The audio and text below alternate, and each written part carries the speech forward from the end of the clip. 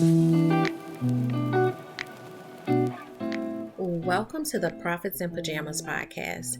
I'm Danielle D, or Coach Danni D, and I help women to create luxury brands by creating processes and tightening their branding. This is where we talk about how to build your business in a way that allows you to work with ease and enjoy your life. My happy space is spending as much time as humanly possible in my pajamas, and I want to help others to find their happy space while still running profitable businesses. So get comfortable and let's dig in.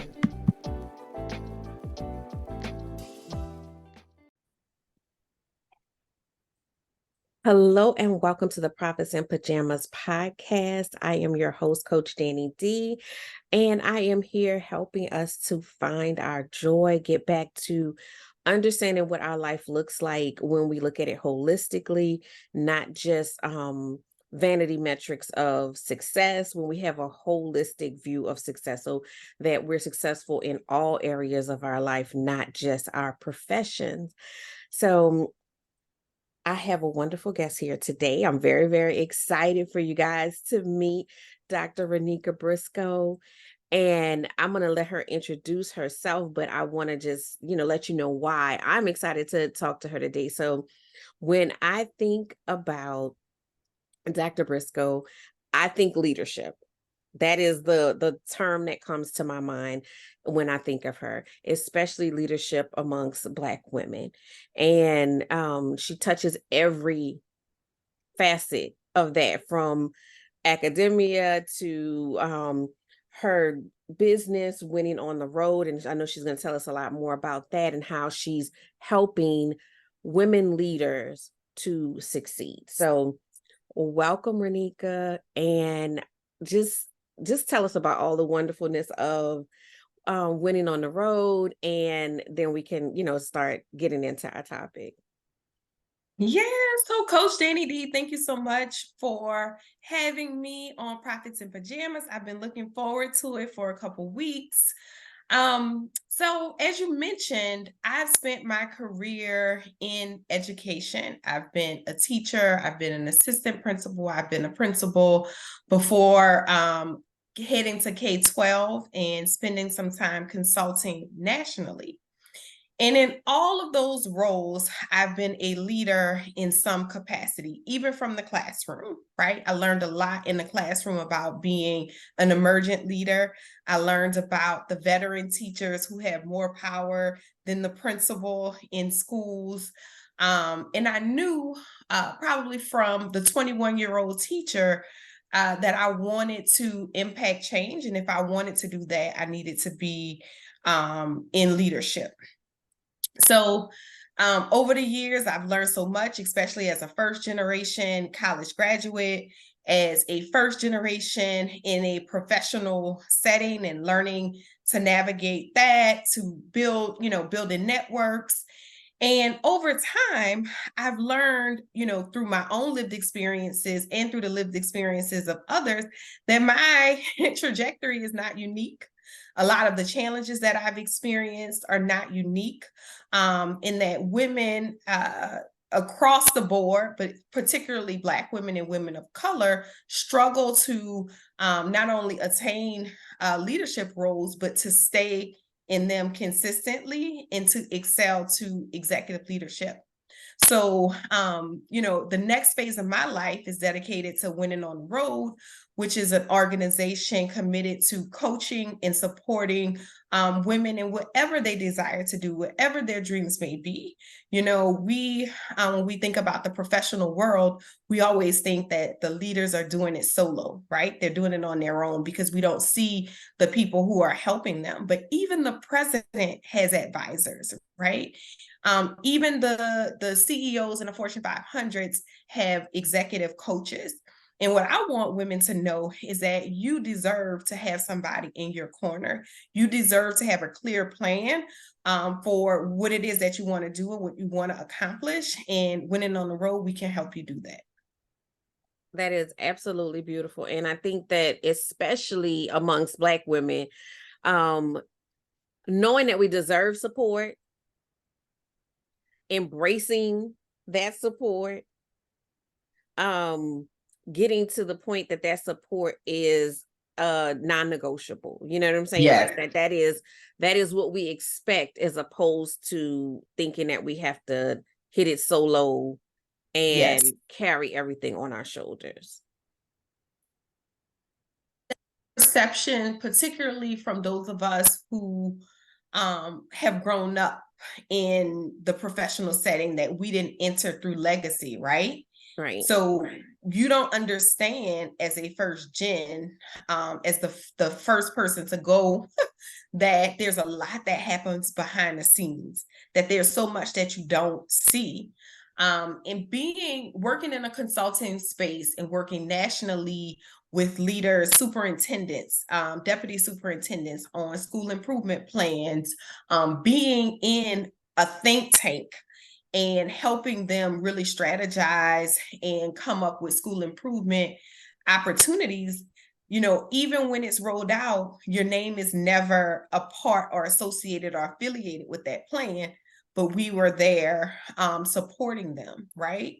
I think the other thing that we struggle with as Black women is asking the questions. Many organizations, especially big organizations, have money for conferences, professional development support, but we're afraid to ask. We've said no to ourselves, instead of allowing the powers to be to turn us down. And then you might be surprised at the answer that you would get. Yeah, I think that that's very interesting. I know that in, my own journey, I can remember having a conversation with one of my coaches about my perception of a situation, right?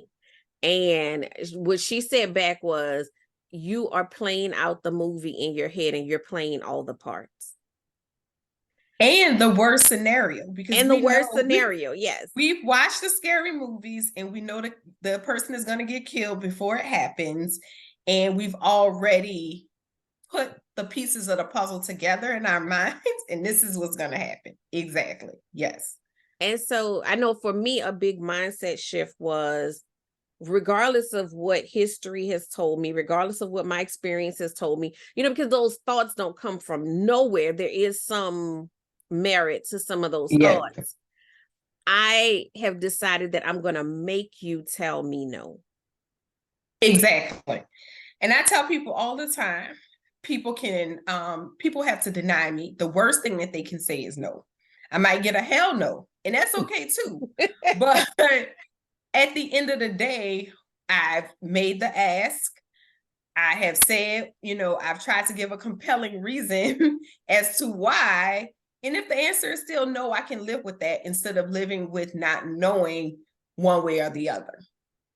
Yeah. And I found in doing that also the answer is not always no when I think it's going to be no. Mm-hmm. So, even if I feel like there is a barrier there, you're going to have to tell me that there's a barrier. I'm not going to just shrink back because I think that there's a barrier there. So that's been a big shift for me. Like, I'm just going to keep going. And if it's an option, if you put it on the table, then if it's an option for somebody else, it should also be an option for me. That part. That's a nugget in and of itself. I have seen, so many things happen for other people. And I'm like, well, how did that happen? And typically it's because they asked for it. So when I coach women and they've been in middle leadership, and we get stuck in middle leadership all the time because we're the worker bees, right? We can get it done. And the executive leaders know it, and they need us there. They want us there, because we are moving things forward. But when I have conversations with women and I ask them, I say, well, have you let them know that you're interested in a vice presidency? Have you let them know that you're interested in promotion? And they're like, well, no. And it's like, well, let's talk about it. Like, why haven't we had the conversation? Why haven't you said, look, I've spent this much time. This is what I've done. This is what I've accomplished. The next step that I see for myself is the vice president of X, Y, and Z. I've proved to you time and time again that I have the knowledge, I have the skills. I've been moving this train for a long time. And we expect to just be tapped. We expect that people will see us. We expect that they appreciate our work and our dedication. And that is not the case. In order to get something, you have to say something. And honestly, even in that aspect, the no is good. I'm good as long as I know where people stand.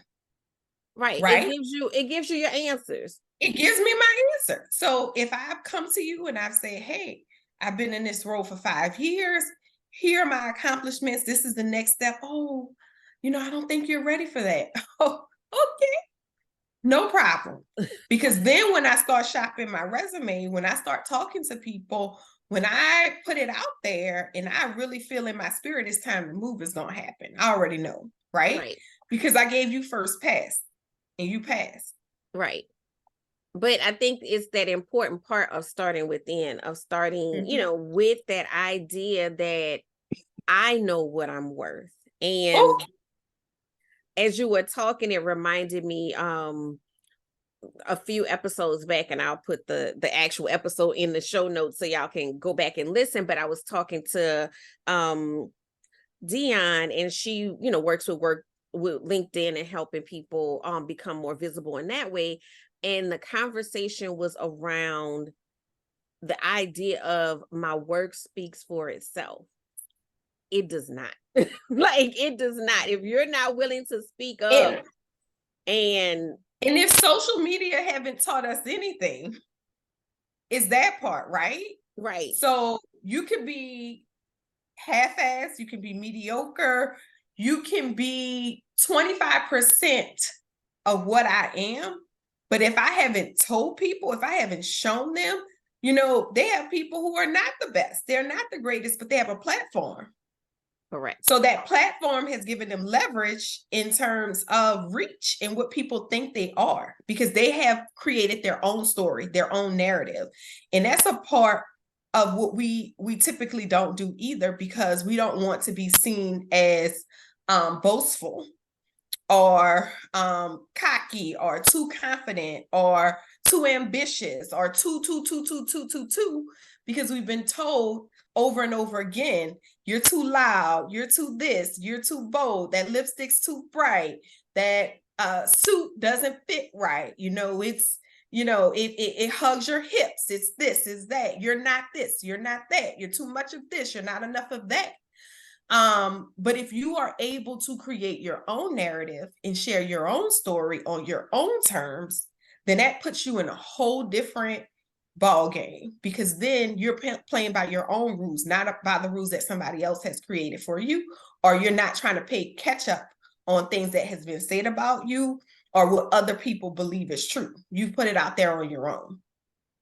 Yeah, I wholeheartedly believe that we have to take over our own narratives. And I want to take a moment just to pause, because I don't want because when we talk about leadership, I think sometimes we can, zone out. Us entrepreneurs, we zone out because, she's talking about executives and this and that and everything else. You are a leader of your business. You are the chief executive officer of said business. And Coach Danni D, you have multiple businesses that you lead. And so that's another mindset shift that we have to have as women in leadership and as Black women in leadership, is that you are a leader. You deserve to be in spaces where leaders are. You deserve that title as CEO. And when you run a business that is run like a business, people respect you as the CEO, and you have to stand firm and convicted in that you are in a leadership role in your organization, whether it's an organization of 1, of 5, or 500, you are leading your business. Yes. And I just wanted to put that point out there, because I know some of y'all just sat back and was like, oh, well, she's not talking to me. No, she is absolutely talking to you. I'm talking to you. when we have our ducks in a row, when we have our businesses run efficiently, effectively, we have all of our paperwork, we have all of our documentations, then you are a legitimized business and you should run and operate that way. And when you introduce yourself, you need to let people know, hi, I'm Dr. Ronicka Briscoe. I'm the CEO of Winning on the Road. So in every space, you have to own the leadership of your business. No, absolutely. Absolutely. Walk with that confidence. Come in with that confidence. I was speaking to someone the other day about having a meeting. They were meeting a client, a high-end client. And when I go to set up an event, a lot of my audience are balloon decor artists. When I go to set up an event, we have uniforms that we wear to set up an event. But when I go to meet a client, then we have professional attire that I walk into that meeting as a business owner to business owner, because that's what's happening right now. Mm-hmm. And professional attire could look different for everybody. It doesn't mean you have to be suited and booted, but walk into that space knowing that even though I might work in my business, I also work on my business, and I am the CEO of that business. Mm-hmm. And I belong here just as much as anyone else. And so just because it might have started as a hobby, just because you don't have all of the, letters of the alphabet behind your name, none of those things discredit you from being a leader and leading not only your business, but your life. The other thing that happens when you show up in a space as the leader and as a person representing your business, people then respect your business. Yeah. They're not trying to get you to lower your cost, because you said when you walked in that I'm about business. The price is the price. I am worth the price, and we're going to be decent and in order as we conduct the business, right? So when we look a certain way, people are already saying, oh, I can get, this for half that price. Oh, that can't be, the real price, and, so on and so forth. But yeah, definitely. Absolutely. So we just jumped right on in. The topic actually is winning within, which we're talking about, but I just realized we never said what the topic was. It's winning within. And just like you said, it's how it's the mindset, it's how you carry yourself, it's how you come into situations. And that applies in both, the corporate world, in the private sector. Yes. You have to have that confidence of yourself and be able to represent yourself verbally, visibly, in a way that is letting people know that I know my worth. Yes. So I love this topic, and it's, one of my favorite things to talk about. Oftentimes I meet people just on Zoom, right? Because I work nationally. And then when I finally meet them in person, they always say, I imagine you bigger. I imagine you taller. I imagine, it has happened, I would say, more than a dozen times. It has happened consistently more than a dozen times. And I go home to my husband and I'm like, what is it? Why do people think that stature wise, I'm bigger? What is it about me? And he said, it's your confidence. It's your courage. It's the way that you operate. And I never really thought about it that way, that people can see you as a certain way just based on how you conduct yourself, just based on, so the images that people have of me clearly is of a bigger woman, a taller woman, and I guess, and I'm strong, all of that is what they would expect from me, not 5 feet, 135, 140 pounds. right? 5'4". And with my heels, I'm typically 5'7", but it's just so ironic. But a big part of, I guess, projecting that way is winning within, right? My mom validated me before I left home. She made me know that I had a big name and you had to live into that. When people say your name incorrectly, correct them nicely, but correct them, right? And when I talk to women and I'm coaching and I'm supporting them, and we're talking about what they value, what they see for themselves, going through all of that, and it's hard for you to verbalize that. We have to really dig in, because if you don't know who you are, when you walk into those jobs, when you walk into those organizations, they're going to make you who they want you to be. You automatically fold and try to adjust yourself to fit in, right? Right. When you are clear about where you stand, what you do well, how you rock, how you roll, then people can't manipulate you. They can't bend you. They can't force you into a space. Even as a business leader, okay, I do balloon decor. Oh, well, you think you can do these tables and da da da da da. Well, no, my business is luxury balloon decor. That's what we do. That's what we do well. You're gonna have to find somebody else for an event venue. You're gonna have to find somebody else to do X, Y, and Z. So I am not that. We see mission drifts even in nonprofits as well. When people say, oh, there's a grant to do X, Y, and Z, and you want to go after that grant, but that has nothing to do with the mission that you've set for the organization. So when you are clear and definite about who you are, what your business is, what it does well, that's winning within. I love that. I love everything about that. And the thing that like just jumped out at me in what you just said was that clarity. And I think that oftentimes what happens is we're not sitting in the uncomfortable space that it requires to get that clarity.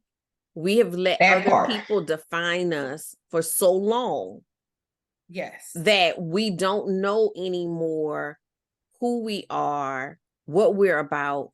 You said about, staying aligned with your mission. Some of us don't have a mission. So we haven't done that work. Yes. And I think and then the other part of it is two parts. I want to go back to doing the work, the self-work, to really figure out who you are. I think the other part is we have taken on an image, a persona, a reputation that other people have created for us, and we've gone with it, right? And you haven't challenged that. You haven't evolved. You haven't changed. You haven't done the work to have people rethink about, like, fundamentally who you are. And people have equated you with a certain thing and have put you in a box, right? You're not meant to be in a box. You create your life. Your decision making determines how far you go, how wide you go, what it is that you accomplish, and you can't allow people to do that on your behalf. You have to be in control of that. When I start working with clients, we start with values, right? What is it that you value at the core of who you are? So what's the filter that you make decisions through? What are your non-negotiables? So if you know that a client is paying you under the carpet, like, is that a non-negotiable for you? Like, what is it at the core of so that's integrity, right? So if I say that integrity is at the core of who I am, I can't misdate an invoice. I can't, post date a check. I can't, so at the core of who you are, what are your values? What do you value? What are your non-negotiables? Philosophically, who are you? Then you use that when you're hiring people to be a part of your business. As small business owners, you cannot afford a bad hire. Well, how can I not make a bad hire? Well, fundamentally defining who you are, what your business is, what's the culture of your business, what are the core values of your business, and if people aren't in alignment with that, then that's not a good fit. Yeah, I think, I've said this so many times, like that core work tends to be the work that everybody wants to skip over, right? You just want copy off of the next person's paper and just keep pushing along and pushing along. But to be honest, if we're talking about working with ease, that work makes everything else so much easier. So Mm-hmm. when you know who you are, you can say who you are, you attract what you need Mm-hmm. because they know who you are and they know that they're in alignment. So whether it's staff, clients, Mm-hmm. collaborations, that stuff starts to come together so much easier. Even business decisions, like you said about what are your non-negotiables? Well, I know what my non-negotiables are. So when somebody, submits a request and one of my non-negotiables is in the first sentence, then I already know that's not, the answer is no. That Yeah. that makes it that much easier. I don't have to spend all day agonizing, going back and forth about it. The answer to that is no, it's not a fit. And likewise, sometimes something comes in and is like, has all the keywords in it. And I'm like, oh, that is a yes. That's a definite yes. Yeah, I think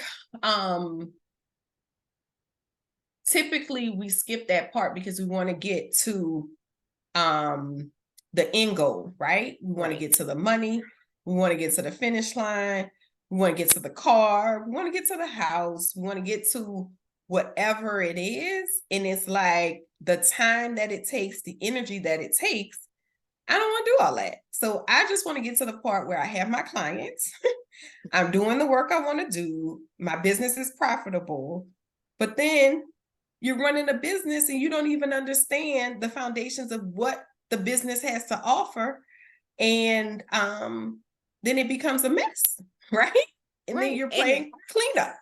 then it's harder too, because if you're Mm-hmm. not clear, then your client is not clear. And so now you're fussing because, oh, I have all of these clients and they're not a good fit. A good fit for Yeah. what? Because if Yep. you can't say for what, then they can't find you. Yep. They need to have that identity and that clarity. So, um, self-work, y'all. Self-work. Identity is huge too, Yes. right? So we all have intersectional identities, right? Um, race, gender, class, how you grew up, your sexual identity, your place, right? And we know place is a huge intersectional identity in New Orleans. It's like, Yes. oh, I'm from the West Bank. And it's Right. like, oh, people already judging, Right. It's a right? persona to every Yes, every every area of the place. city. Yeah. So, for being the first to do anything is an intersectional identity. And we typically want to look at our identities in isolation. And it's impossible, specifically for people of color. I am a Black woman, period. Right. I can't be Black and then a woman. No. And Mm-mm. I have the research to prove it, right? No, it's No. It, absolutely true. I mean, it's so funny because I recently did like a panel discussion, and it's like, I mean, some of the women I knew, some of the women I've never met before, but we can come into space and talk about career and leadership and all of these things and already know each other's narrative and have never met each other. So, yeah. for somebody to say I can separate those things, like, how can I separate those things? Because obviously, like you said, you have the research. I know you have all the receipts to prove it. Yes, ma'am. um but it's, we've experienced it. We've all experienced it, where you sit down and have a conversation with another sister and you're like, So you worked at the same job as me? It doesn't matter Yep. what career it You can is. It just doesn't. take out the name, copy, paste. Yes. Yes. Yes. 100%. Um, when we think about identity and how we identify, I typically talk to women, especially super successful women, and we're typically the only in the room, right? The Yep. only woman, the only Black woman, the only Black person. And what does that do for you, right? And one thing about me is I don't ever want to be the only. So I'm Right. looking for opportunities to bring somebody else with me, right? So when I come back to that space, I'm not there alone, because it does feel like you are alone, right? You feel Right. like everybody's looking at you, like, why are you here? What are you doing here, right? And I'm here because I belong. It's Right. because I was invited to this space because I bring something here, right? And next time I come to this space, I'm bringing somebody else with me, who can also add to this space. We get into a place where we think that we have been conditioned to believe that there is only one space for us, right? That there's only one slot for a woman. There's Right. only one slot for a Black person or a person of color. And then it's like, if you see somebody as already taking up space there, then you're like, oh, I have to get rid of them. Well, what about the other 6 people on that board? What about the Right. other 6 people who are in that industry that's doing the same thing? Why are you going to take down the one that's the somewhat representation, right? So winning within is also being strong enough in having clarity around what you are able to do and being able to share that, right?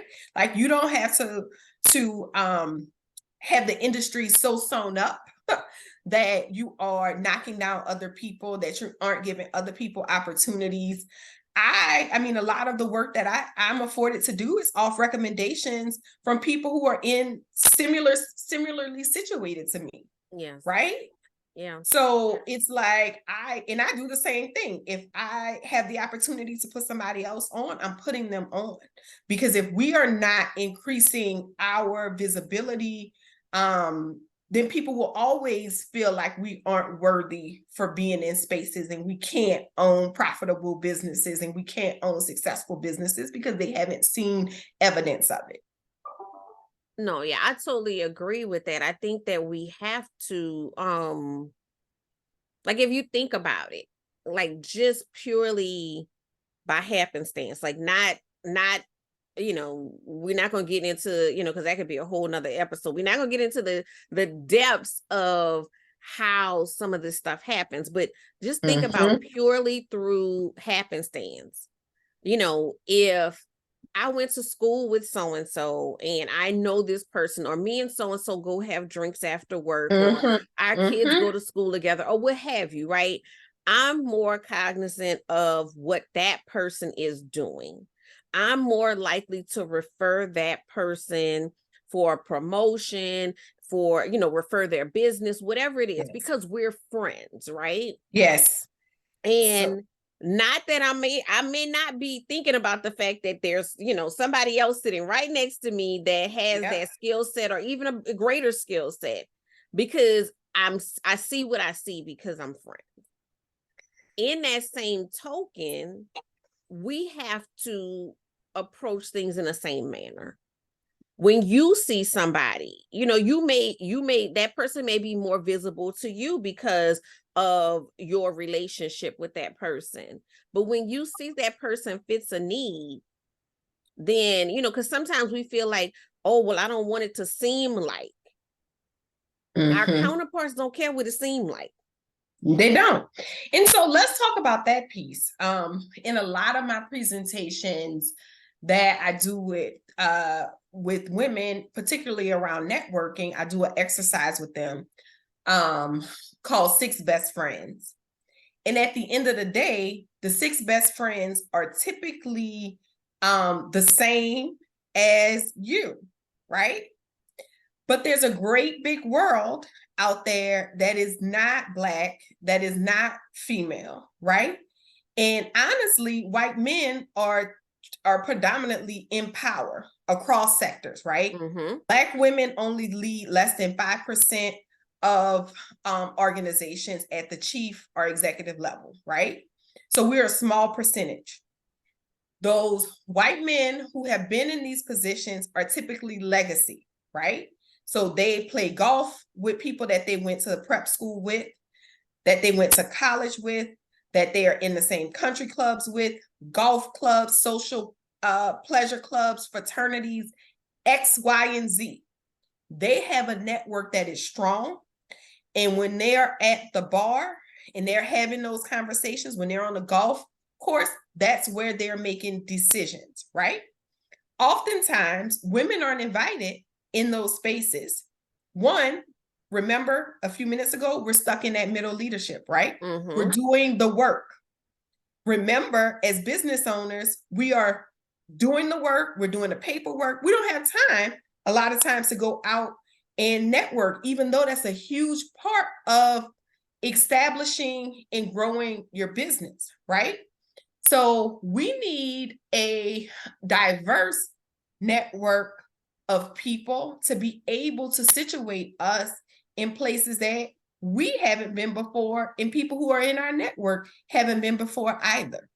So it doesn't typically work out for us to stay in our cocoons because we live, work, worship, attend school, and do business typically with people who are just like us, right? Right. So, yeah. No, yeah, totally. We have to, network, diversify, back to the whole idea of just, getting yourself out there, like getting yourself known, seen. It's not just going to speak for yourself. I think that we think that it's going, like, if we check all the boxes, then somebody's going to automatically send us a prize. And it doesn't work that way. One, because not everybody that gets the prize check the boxes. Let's be clear. Yes. And I mean, honestly, and I tell people this in the business world, right? Opportunities, when they're posted online, when you see them on LinkedIn, when you see them, I can't even think of the name of the platform where all of the jobs are. But when you see them posted there, it's typically because it's the organization's policy to post the position, but they've already made a decision on who was going to get that role. And it's typically based on a recommendation from somebody who, was compelled to make a recommendation for a specific person, right? Because they had a relationship with them, not because they have more degrees, not because they have more experience, not because they have more knowledge, under any of that. It's simply based on the fact that you knew somebody who knew somebody who knew somebody, right? And I think all of us can think of times when we benefited from that, right? So we say it's not fair, but I can definitely think of more than a few times that I benefited from being connected to and sponsored by somebody else, right? To advance my career or to get me an opportunity. And I think even though it's, whether or not it's fair, let's say that, whether or not it's fair, it's the reality. It's the reality, right? We can argue till the cows come home about whether or not it's fair. And while you sitting there arguing about the fairness of it all, somebody else is getting that position.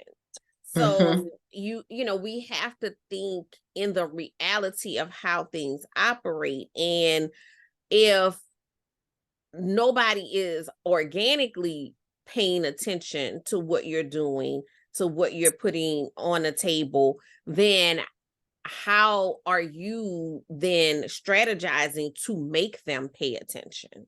Yes. So I think that's a huge part as well. Sometimes as small business owners, we're a one-man band or one-woman band, right? So we're doing it all. We're doing deliveries, we're doing invoices, we're doing social media. And quite frankly, it doesn't leave us a lot of time to be out and about and meeting people, right? But how do you maximize the people that you already encounter? So we sleep on our church people, right? If you go to church weekly, there are a lot of affluent people, people of prestige, people who are in different organizations that can maybe help you, right? When we think about family, friends, alumni associations, whether it's from, we're big on high schools in the South, particularly in New Orleans, when we think about university, when we think about places where we volunteered, doctor's offices, like where can you continue to make those connections, even if it's not in a formal networking environment? The other part of it is like, what organizations are you a part of to advertise your business and to meet other people in business, right? So we leave our formal education and then we're like, whew, we're done. But you have to still continue to advance your thinking, take classes. We're both involved in a class outside of our normal work because we want to advance our businesses. We want to advance ourselves. Is something that we're choosing to do. So thinking about how, just to kind of wrap up this point, one, you make those natural connections in places that you are all the time. You're looking for learning opportunities and growth opportunities. And three, like joining organizations that may be able to increase your network as well. Yes. I mean, to me, networking is like so crucial. And I agree with you. Like a lot of times we are bogged down in so many things. We don't put it in top priority. Mm-hmm. But I just feel like we have to make a mindset shift there as well. So the last guest episode was about virtual assistants, hiring a virtual assistant. Get somebody else to do some of the rest of these things, because Yes. I mean, who are you sending the invoice to if you don't have any clients? Right. You need to meet more people and more people than the people because most of my clients are not people that I know personally. Sis, if you're waiting on the people who are closest to you to support you, it's not going to happen, right? And going back to the earlier point about stepping into this role as a CEO, let's define what that means, right? As the chief executive officer of your company, of your business, it is your job to be out in the public representing that organization. Like when we look at some people, I call them the queen, right? Because that's all that they do is go out as a CEO. They do other things, I'm sure, but we see them in the public eye a whole lot. We see them shaking hands, kissing babies at meetings, at the social events, at the happy hours, at the brunches, all of the things so that they are visible. And as a CEO, you have to be visible. People have to know who you are. You have to be a good representation, a strong representation of your organization. Yeah, definitely. You become the face. And I know that, at the time that I became the face of my business, I was like, you want me to what? I'm an introvert. I like to I like to be in my own space. And I'm like, again, my work speaks for itself. And I'm sorry, it's not true. Like, you not saying that your work is not quality, not saying that the people that have had the opportunity to work with you don't sing your praises. But if your work may speak for itself, but it doesn't have a microphone. So it's speaking in the corner in a whisper.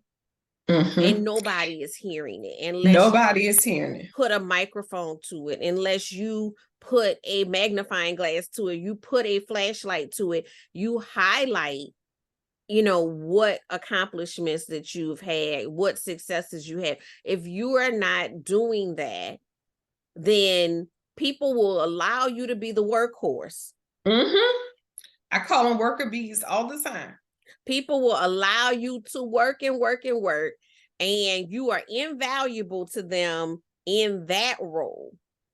But the second you know, try to raise your price, if you're a business owner, the second you go for a raise, if you are on a career path, then all of a sudden it's the hums and highs and, well, you know, I don't think you're ready, you know, so on and so forth. People see your worth, and it's not, because it's not about whether or not they see it. It's whether or not they know that you know it. And that you have put value on your worth, Yes. right? Yes. So, so many nuggets in that, but one of the things I wanted to elevate was around this introverted leader piece. And I'm certified in Myers-Briggs. So if anybody out there want to do a one-on-one, we can really get into introversion and extroversion. But knowing the type of leader that you are is important, because as an introverted leader, you may, you know, bring somebody with you when you are out and about, and that person becomes the connector. I'm a huge connector in my friend group, right? So I'm like, come on, Danielle, let me introduce you to X, Y, and Z, right? Because then the ice has been broken, and that the introvert in the conversation now feels comfortable because there's a known person making the connection, and then there's a commonality. I know how we can connect, and we don't have to go through the awkward phase of small talk. A lot of introverts can't do small talk, right? Like they just want to go into whatever we're doing. Like they don't have the time and the patience for that. But knowing and understanding if you're introverted or extrovert in your personality type will also help you win within, because then you know how to approach clients. You know how to best situate yourself in the market, knowing that you are not a person that is naturally extroverted and want to start those conversations with people. Yeah, I think that that's true. I mean, it's like, I always call them your cheat codes. We're all different and we all have different stuff about us, but learn what your cheat codes are. So, like, I totally agree. I can't stand small talk. Like, I can, you've known me for a while. If I get on a topic that I'm interested in, I could talk for hours. But if you're just like, oh, yeah, they say it's going to rain, I'm going to be like, yeah, they did say that. Like, you know, that's just not my energy. But when you know that about yourself, and you know, I love how you said about that connector piece. That's one of my cheat codes. So if I go into a space and I don't know anybody, or if I'm in a situation where I know a few people but I'm not all the way comfortable, then I know there's at least one other person that's walking around that look like they're mortified to be there. I'm gonna find that mortified person, and because I know I'm a little more comfortable than they are, I'm gonna go introduce myself to them, and I'm gonna try to ease their discomfort. But that also gives me an opportunity to kind of warm up to the, you know, the situation. And now, you know, we can go tag team it, two introverts together, tag team meeting people, or, you know, I can introduce you, you can introduce me. You know, you find those ways to highlight your turn something that some people may think is a disadvantage into a strength. So don't try to be someone else. Yeah. And I think that's a lot of the way we get lost in that whole, you know, not knowing who we are, not knowing what we value. Because when you were talking earlier, and we had so many good points, I just, like, this thought keeps coming and going. But the idea, what came to my mind was the idea of how assimilation plays a role in our lack of clear identity. Yes. Because that's some master's level, you know, negotiation that we're doing within ourselves, because we're trying to assimilate to the environment. But then we also have to find space to be true to ourselves. So that it's a interesting space. I don't know if you Yeah. I think I've lived in, I've lived in that world probably my entire life, especially growing up in a military family, going to diverse schools, sometimes being the only entering the workforce, sometimes being the only, and it did not happen overnight that I really leaned into. So first of all, biggest lie ever told at all of these organizations is bring yourself, your authentic self. Lies, garbage, not true, right?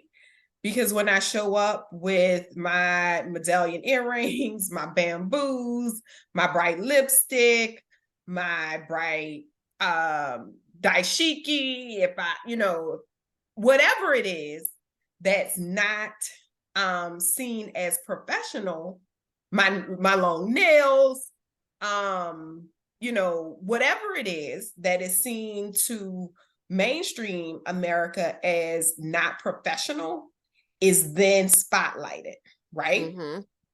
And you get things like, oh, you're so fancy. Oh, aren't you adorable? If another adult woman calls me adorable, I might scream, right? Like, though that's so disrespectful.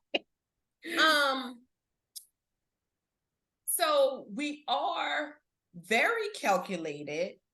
When we have learned the game, you become more calculated in how you move. I've gotten to the point now, and I've had to have conversations with my husband over the years. It's like, look, I might come home without a job. This is what's happening. I've had that conversation more than once. Yep. This is what's happening. This is what I'm going to say. And I know you're good with getting all the things that we need. I'm just not gonna be able to go shoe shopping because I might come home without a job. Mm-hmm. And so I have definitely gotten to the point where I am who I am. And when you show up as who you are, people are intimidated. I am not intimidating, right? That is this desire to impose intimidation on another person. I can't help that you are intimidated by me. That's an emotion that you are having, a response that you are having. Yes. Somewhat to the same point that I made earlier with you having this image in my head that I'm bigger than what I am. I'm a big Black woman and I'm, and all of these things, right?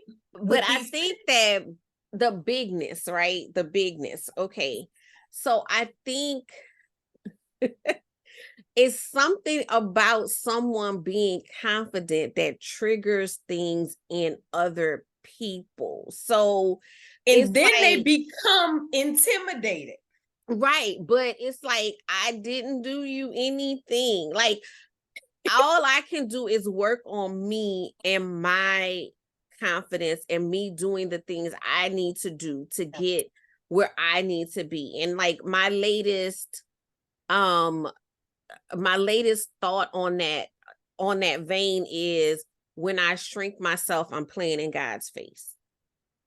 Mm-hmm. Because he gave me this in all of its bigness, and all of it. I need to step into it in all of its bigness, because that's the only way that I can serve in the way that he wants me to.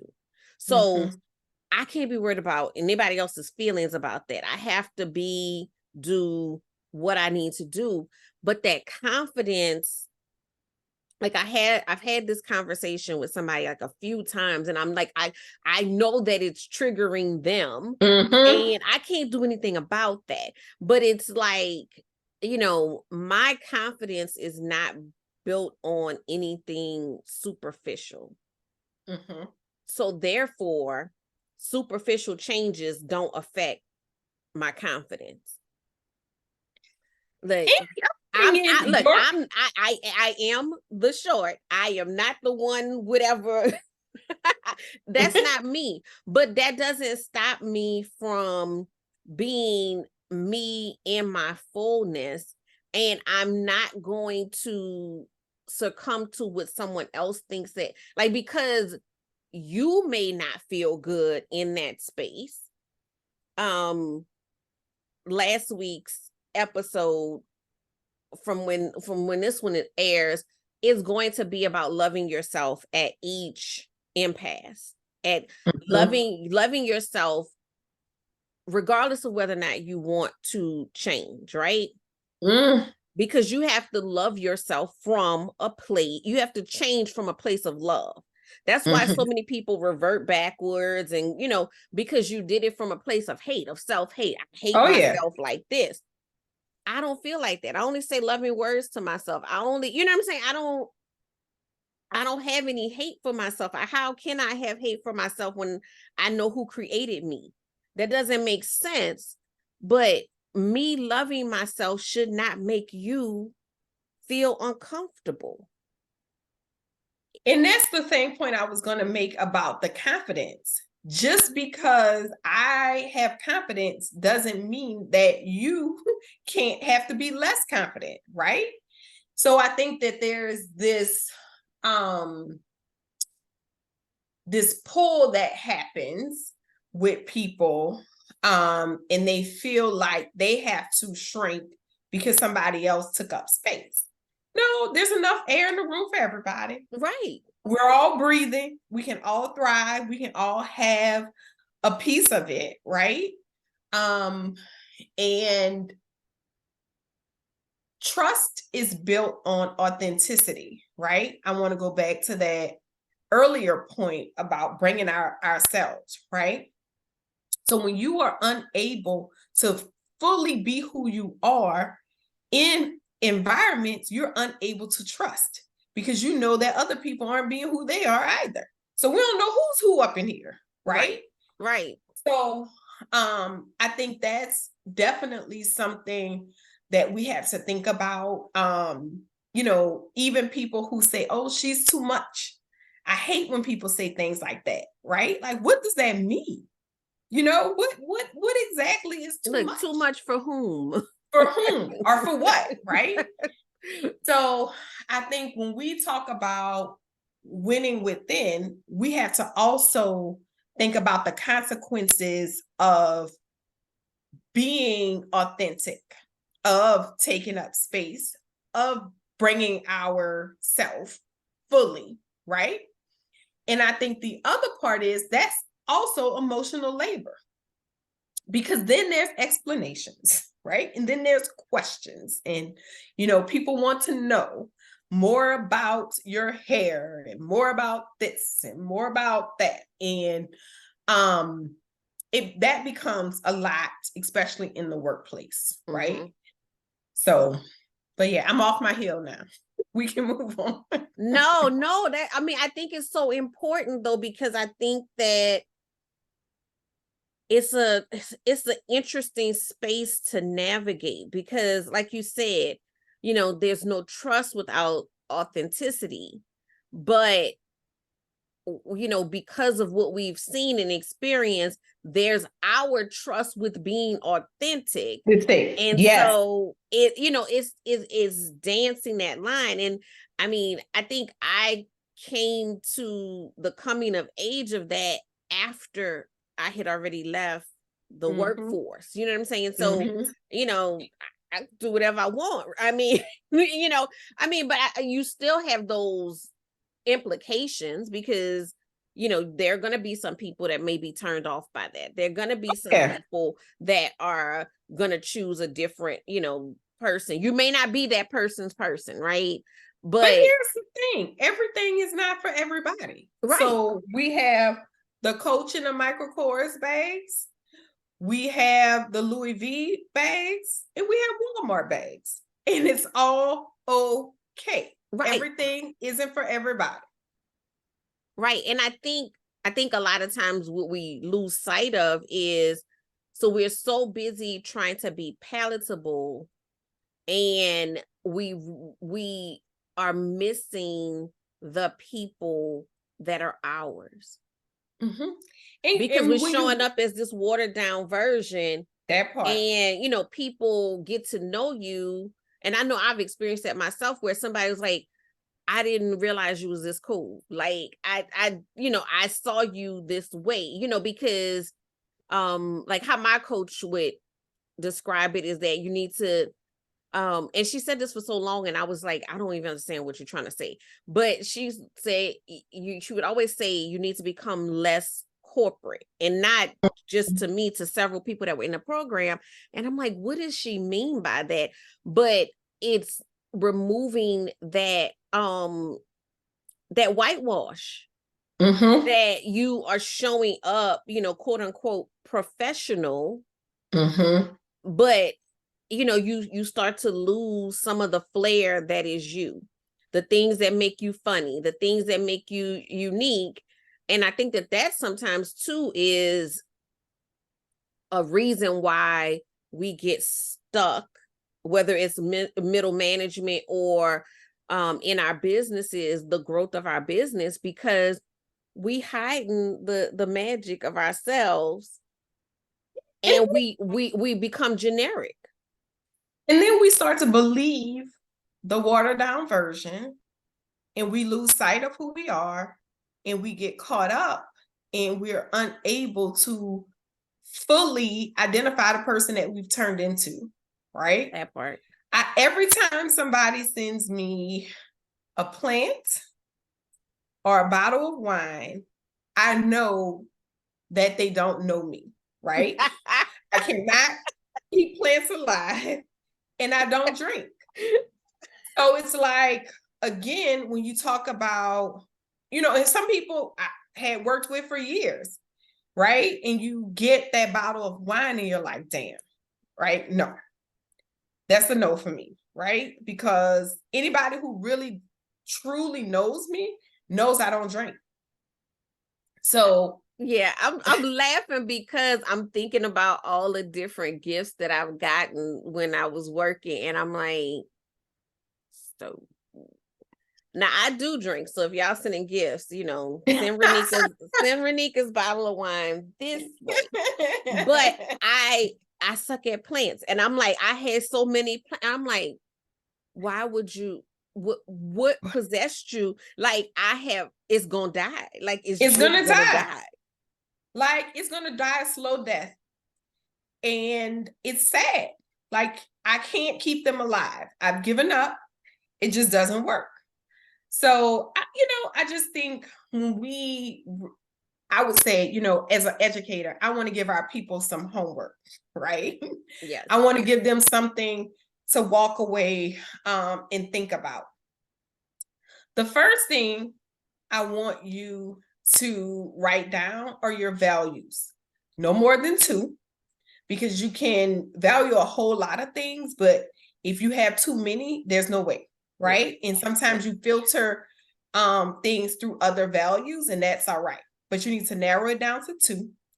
And then you need, from those two values, what does that say about you? Who are you inside of that?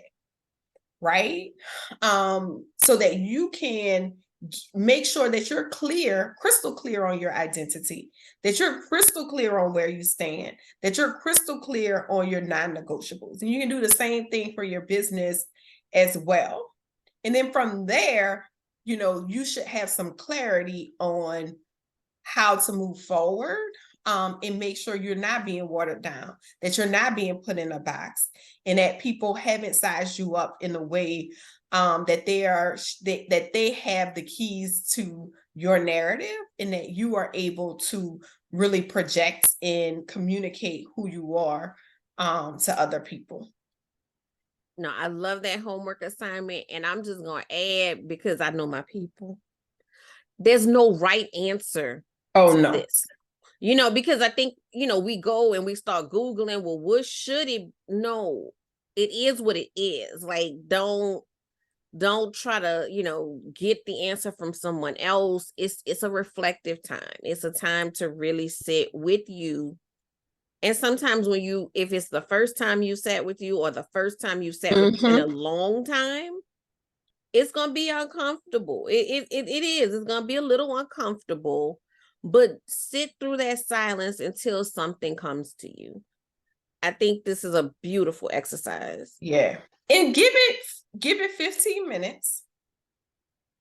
And if you have reached your frustration point after 15 minutes, take a break and come back to it. I would even say, if you are a bath type person, that's the only 20 minutes I get to myself.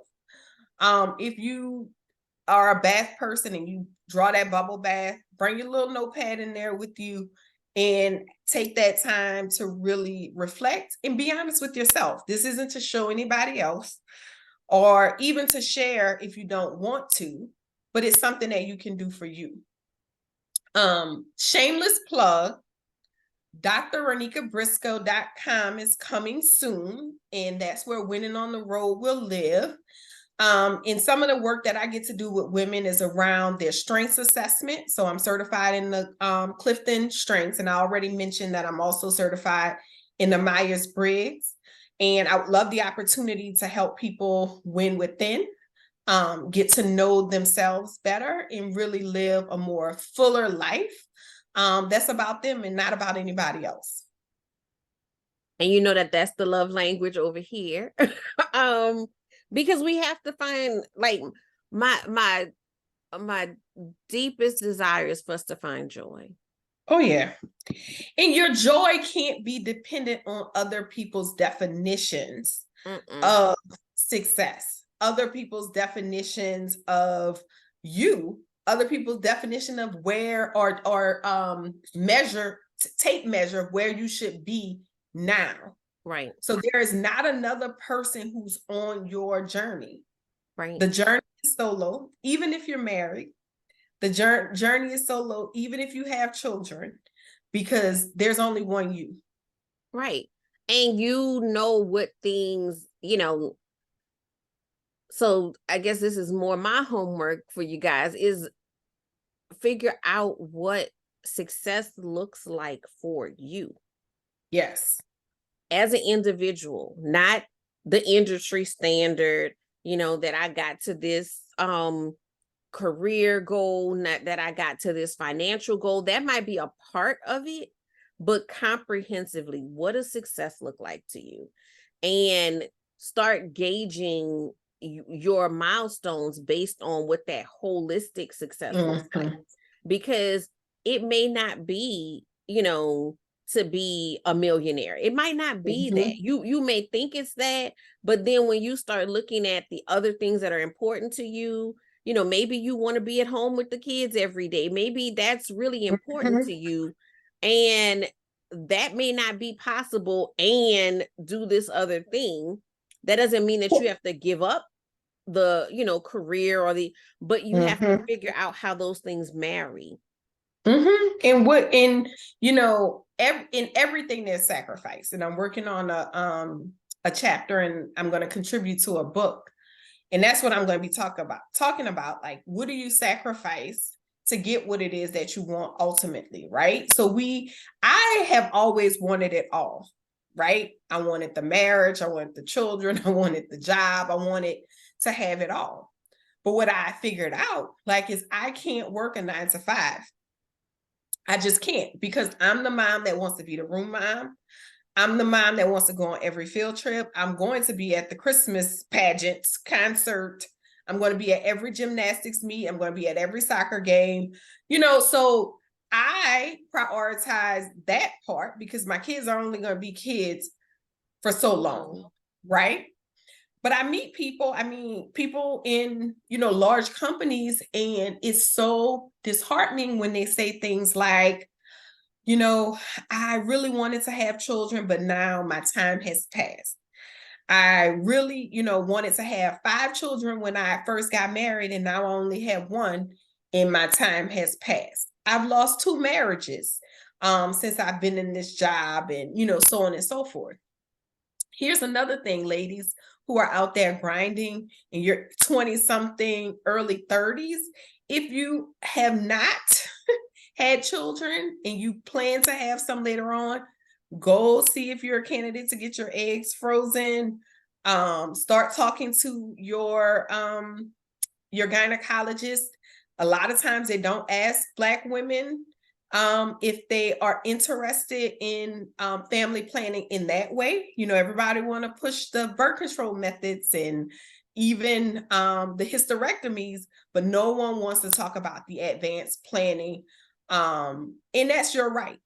You know, if it hasn't happened for you yet, but you see it happening down the line, and a lot of insurance will pay for you or at least assist in that portion. But that's a total sidebar because I see my clients, it happens to my clients all the time, that they feel like they have passed their childbearing years and it's not possible for them anymore. No, I think it's a great thing to bring up because I think that, when you're, career driven, entrepreneurially driven, that interview question, what is your 5-year, plan? We think about that as far as our careers are concerned, but we don't think about that as far as our lives are concerned. So we assume the things that we want out of life are just going to magically come together. Like if we get this, made up a cool, financial goal, or if we reach this, title, then all the rest of the things are just going to magically fall into place. But we have to put a 5-year plan, on all areas of our life, not just our career. Because, I mean, when you look up, the career is one aspect of it, right? Because I know for those of us who grew up poor, you never want to be poor again. But you can't be chasing the carrot, chasing the money, and then you find out you don't have a life, right? The life you really truly wanted was to have a partner and to have a family and to do all of these things, and you look up and that part of your life is behind you, then that makes it really, really, really difficult. So when I talk to young people, college age students, and they ask me, it's like, well, how do you balance having a relationship and, all of these things? It's like, you will make time for the things that are important to you, right? And when we put all of our eggs in one basket, then, that's going back to places of business making you who they want you to be. They want you to be a worker bee. They want you to work 80 hours a week. They want you not to have a life. They want you not to have time to date, go out, meet people, all of that, because it is beneficial to them to have you do all the things that they want you to do. So if you are a young person, a young woman, particularly out there, and you have the desire to one day get married or not, one day have a family or not, you need to start making plans around what that means. Even if you want to be a single woman and raise a child or whatever it is, right? So start thinking about what that means. Start talking to your doctor.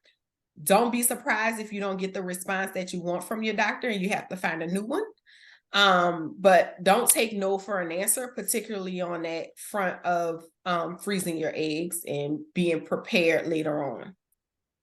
Yeah. And like you said, even if it's not the family route, travel, explore the world, have a fulfilled life. Like you just don't want to wake up one day and all you have is your bank account and, some expensive items, but you feel empty inside. You want to figure out what brings you joy and do those things. And that's one of the things that, people who know me might be surprised. I'm the now type person, right? So if I want it and I set a goal to get it or to have it or to do it, I am definitely going to do it. I don't want to wait until retirement, right? Because I'm going to be too old, too fragile, not able to move. I want to go places where I can still dance. I can still enjoy. I can still, have the convertible car, whatever it is. I don't want to have to wait and keep putting it off, right? The time is now. Right. I mean, So tomorrow's not promised. I don't want to get it's morbid not on y'all. promised. Tomorrow's not promised, and Right. you're gonna have all of these wishes, wants, desires, and you never get that opportunity because you didn't take the opportunity. But you found a way to work those extra hours. You found a way Yes. to do these other things. So find a way to do the things that bring you joy. Joy. Exactly. So Yes. I'm going to start our wrap up questions because I know me and you Yes. can go Yes, we and can go. we can go and it's just so many lanes and topics that we can just offshoot from just this one Mhm. topic. So let's get a little playful for a minute. Tell me about your favorite pajamas. Oh, goodness. So I would definitely say my favorite pajamas are a two-piece set with the shorts and like the cami because it's cool. Yeah. Um, yep, they're definitely printed. There's like all of the colors, the pinks, the purples. It's sexy, there's some lace. But yeah, those are my favorite. All right. So, okay, finish this sentence. My time freedom allows me to. Do whatever I want to do when I want to do it. I love that. I love that because that's it. That's I want to go take a nap. I'm about to go take a nap. Yeah. That's it. Okay, what is the best advice that you can give anyone seeking the profits in pajamas lifestyle? The best advice I can give is to take the time to adequately prepare and strategize. When we jump in and it's not clear, then that lack of clarity causes confusion. So I'm not saying take all of the time in the world, but take some time to get your paperwork together. Make sure you are a business on paper. Make sure that you understand your clientele, that you've done some type of market analysis, and that you have a strategy for growing your business and you have some support in doing that. I think that's all absolutely good. And I think sometimes we don't think about those things as giving us back that time freedom, but they absolutely do. All right. So I know you mentioned it a little bit earlier, but what do you have going on in your world right now, and how can people get in touch with you? Well, so I'm undergoing a brand refresh, which I'm excited about. So as I mentioned, the domain is drronickabriscoe.com, and that's where all of the Winning on the Road stuff will live. We'll have a podcast, courses, all of the things. If you need to find me quickly, look me up on LinkedIn, Ronicka. I think it's under Dr. Ronicka Briscoe. On Instagram, it's at Winning on the Road. On Twitter, it's at Winning on the Road. But I'm super excited to engage any and all of you. And I appreciate your time, Coach Danni D. I appreciate you being here. I'm so excited that we made this happen. Like Dr. Renicka's Yeah. mentioned earlier, we're in a program. We're actually in our second program Yes. together.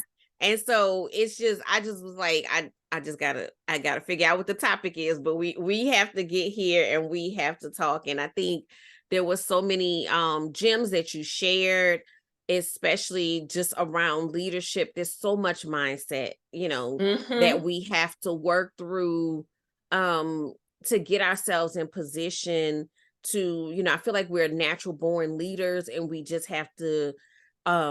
have to believe that, and then we have to make others see it. Exactly. 100%. All right. Thank you for being here. Thank you guys for listening. We will have all of the contact information in the show notes so that you can reach out to Dr. Ronicka and see all of the wonderful things that she has going on and the things that she has coming, because she has so many new things that are coming soon. So I want you to connect to her and make sure that you are getting all of the gems. Thank you guys again, and I will see you guys next week.